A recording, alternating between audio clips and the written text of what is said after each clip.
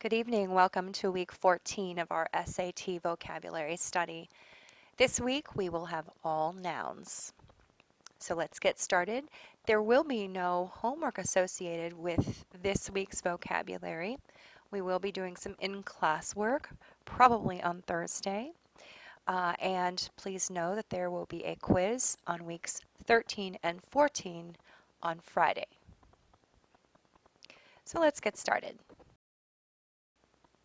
Our first word this week is bias.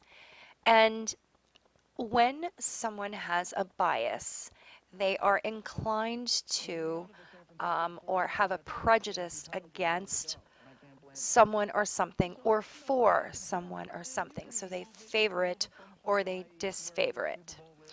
When we've been talking about objective summaries in our class, I've mentioned on a couple of occasions that objective, of course, means without opinion and without bias. So you can't have a specific attitude or favor toward the subject. You have to look at it without any kind of opinion.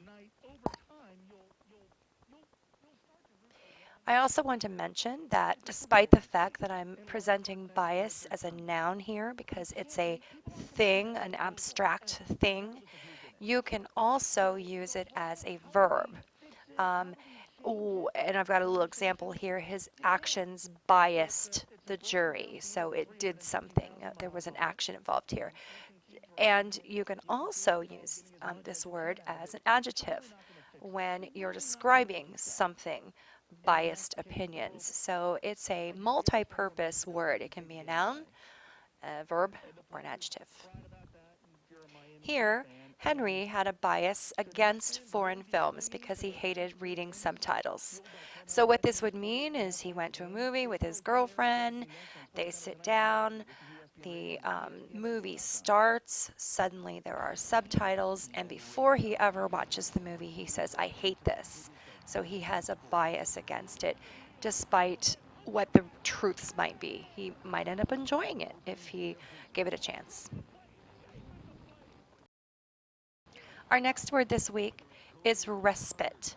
And notice, even though there is an E at the end, which generally signals the fact that we have a long vowel before it, and you might want to say this is a respite.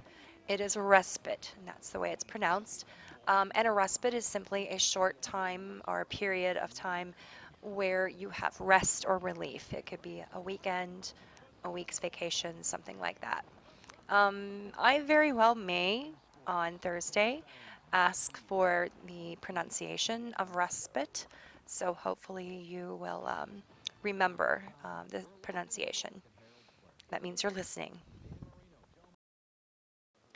And during these cold days of January, this picture looks really good. Spring break provided a welcome respite for weary students and teachers. Our next word is quagmire.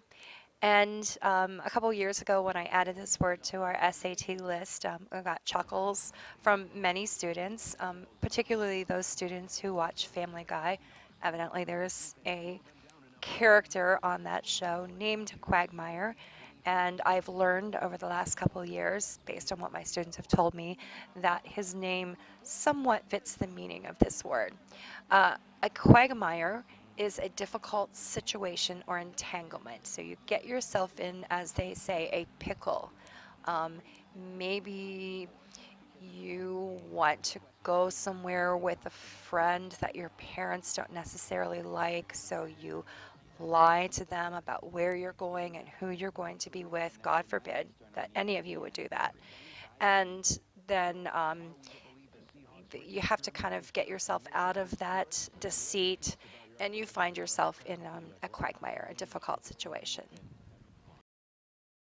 And here's a quagmire.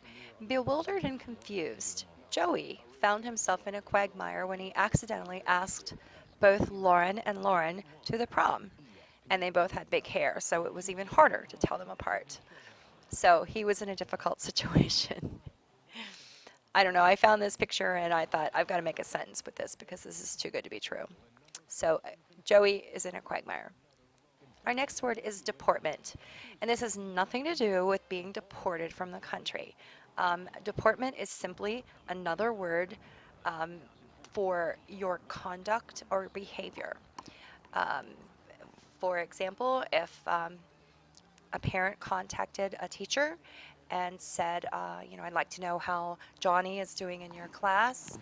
The teacher might say, well, academically, he's doing well, he gets all his work done, he pays attention in class, and his deportment is excellent. And what that teacher means is that his behavior is excellent. So deportment is simply another word for behavior or conduct. You can have good deportment or bad deportment. This example is a few years old, and these kids are quite a bit more grown up now. But despite their sheltered lifestyle amid their late father's fame, Paris and Blanket Jackson displayed admirable deportment when seen in public. Early on, after their father's death, Michael Jackson, um, they always seemed to be very well behaved, and their conduct seemed to be quite good. So, finally, dissonance. And dissonance is simply a lack of harmony, or it could also mean a lack of consistency or disagreement.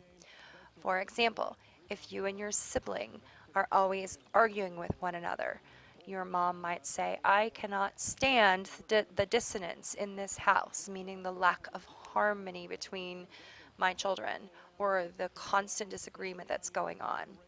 Um, Another use, the consistency part, might be if a student turns in a written work and then he or she turns in another written work a couple weeks later and they don't seem to be similarly written, there is a dissonance between, or an inconsistency between the two.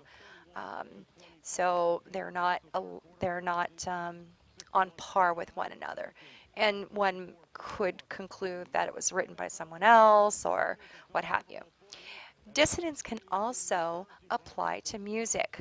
When there's a lack of harmony in music, if you walk by the band room when you have brand new sixth graders there, you might say that there is a great deal of dissonance coming from that room. And obviously, eventually, that all gets fixed. Pretty soon, actually, at our school, because we've got a great band director.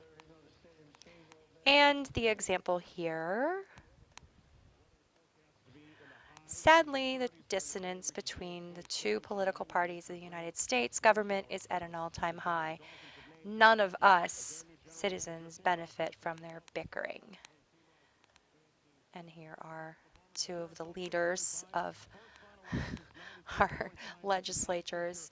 Yes, you did. No, I didn't. And sometimes I think that that's exactly how they act.